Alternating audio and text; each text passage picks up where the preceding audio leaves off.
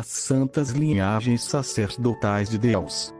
O primeiro sacerdócio conhecido, que é direcionado ao homem do barro, é o sacerdócio Elohim. Como não havia alguém do gênero humano para exercer o ofício sacerdotal, haja vista a queda do gênero humano, a necessidade de expiar, ou seja, cobrir o pecado, e aplacar a ira do Santíssimo Deus, para prover no futuro um sacerdote perfeito e santo, e um sacrifício perfeito e santo. Deus prevendo, qual profeta excelentíssimo, a materialização do Cristo, assim Deus habitaria dentro de um santuário de barro, que é carbono e água. Assim iniciou-se os sacerdócios a expiação, projetando propiciação, isto é, tornar de novo o homem do barro propício, aceitos, agradável a Deus, e a redenção, ou quitar, pagar o preço pelo escravo, para torná-lo livre, servindo por gratidão ao seu libertador. Gênesis 3, 7. Então foram abertos os olhos de ambos, e conheceram que estavam nus. E coseram folhas de figueira, e fizeram para si aventais. E fez o Senhor Deus a Adão e a sua mulher túnicas de peles, e os vestiu. Gênesis 13, 21. O texto indica que o próprio Deus teria sacrificado um ou mais animais inocentes para cobrir o pecado do homem do barro, ou um ser celestial. Todavia a ordem sem dúvida veio de Deus. O sacerdócio eloísta aplacou provisoriamente a ira de Elohim, o Deus Santíssimo. Este é o sacerdócio provisório, segundo a ordem adâmica, ou seja, o próprio Deus inaugurou este sacerdócio, que é eloísta pelos fatos narrados nos primeiros capítulos do livro do Gênesis. Porém a linhagem precisaria ser humana por causa da justiça de Elohim, que precisava ser cumprida e satisfeita.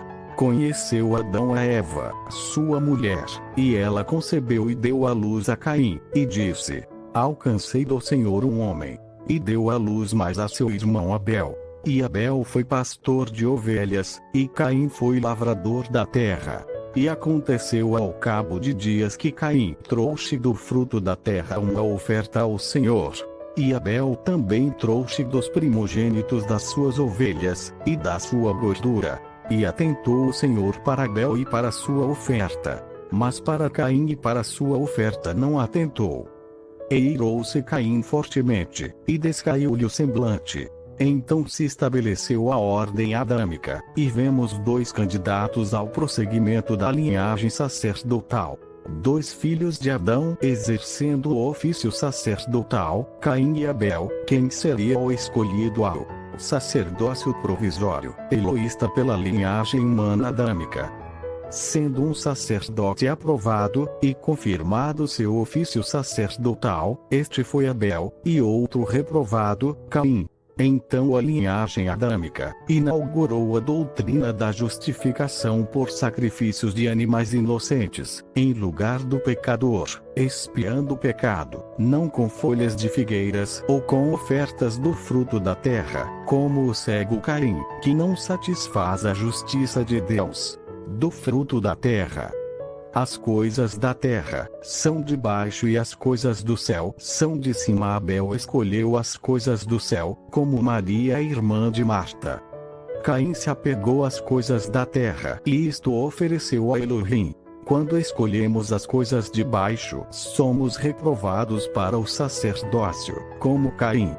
Porém se nos apegamos às coisas do céu, somos aceitos por Deus, como Abel, chamado justo. O assassinato de Abel quebrou a linhagem sucessória da ordem justa de Adão, porém Deus proveu um renovo de justiça para a linha genealógica de onde viria o Cristo. Tornou Adão a conhecer a sua mulher.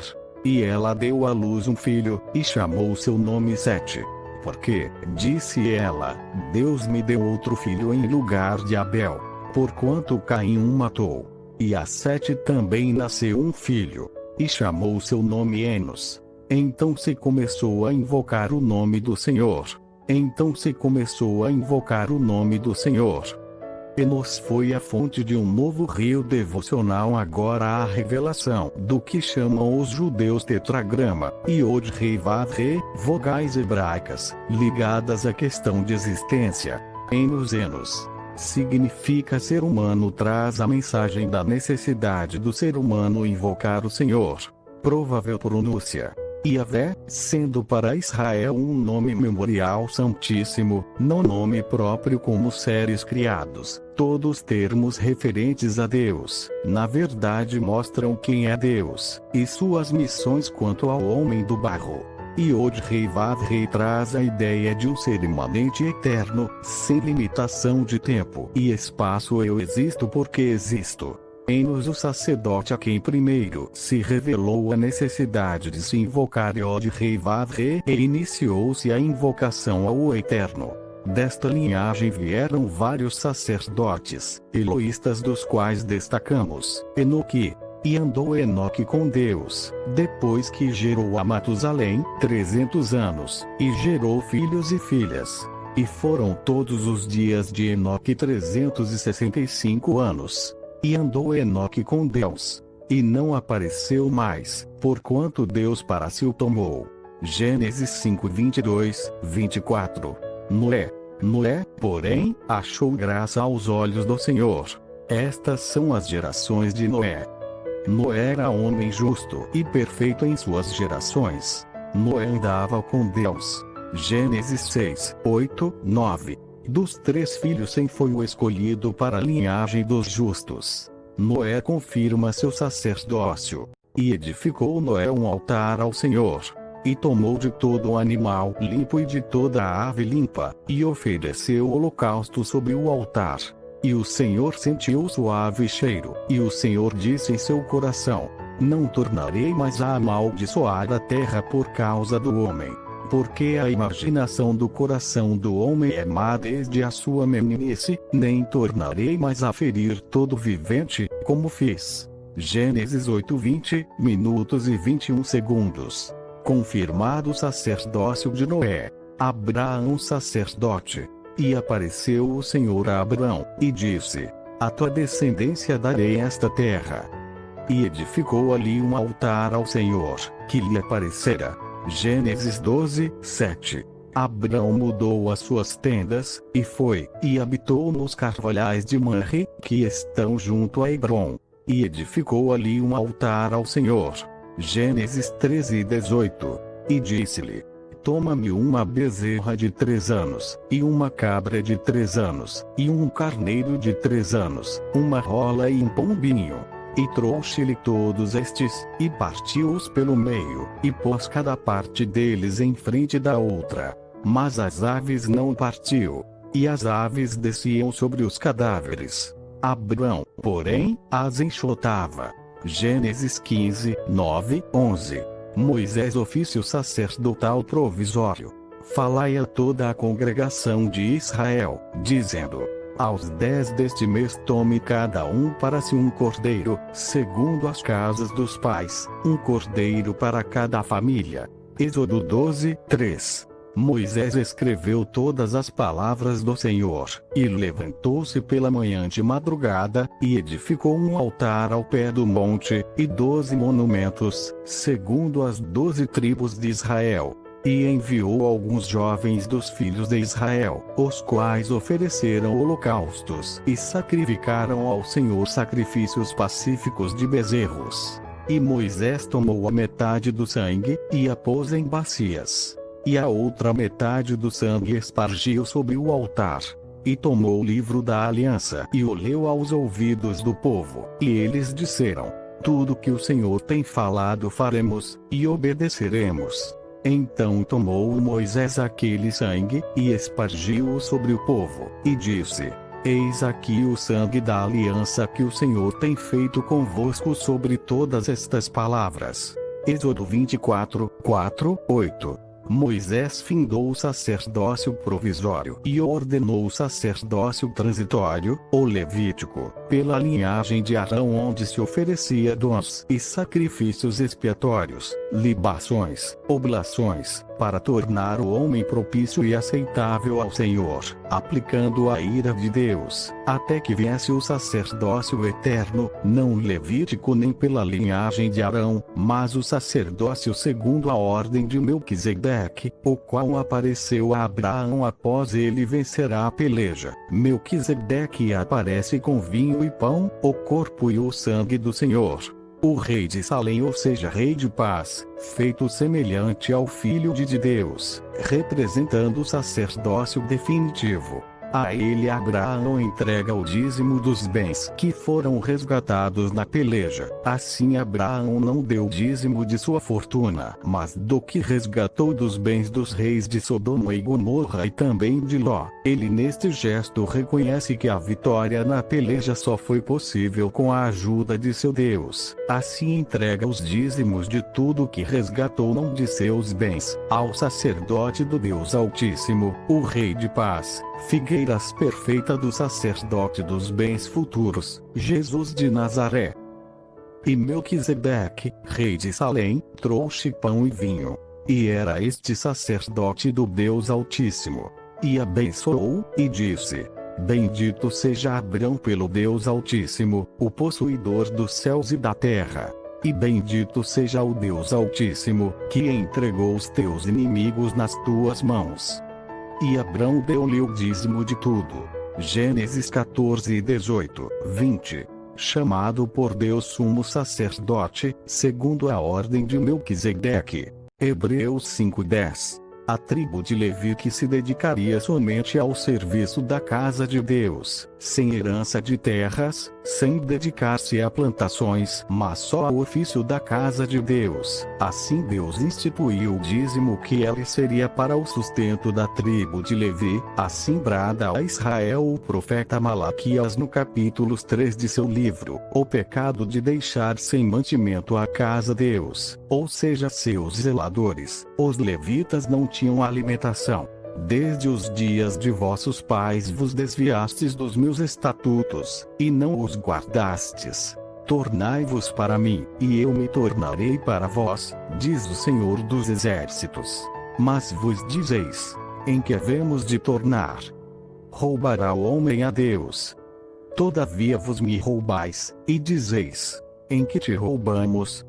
Nos dízimos e nas ofertas. Malaquias 3, 7, 8. Esta profecia é contra Israel. Isto está claro o contexto. A falsa teologia maliciosamente não trazem a perfeita interpretação gramatical e a contextualização. Tem produzido grandes impérios religiosos, pastores milionários, e clãs familiares, donos de grandes impérios religiosos.